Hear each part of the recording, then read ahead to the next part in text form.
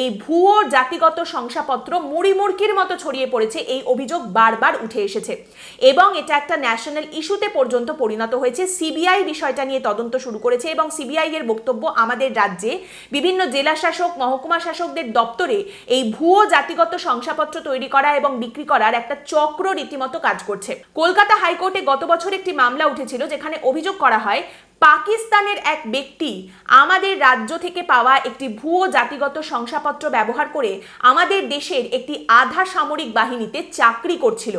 এই বিষয়টা নিয়ে কলকাতা হাইকোর্ট সিবিআইকে তদন্ত করার জন্য নির্দেশ দেয়।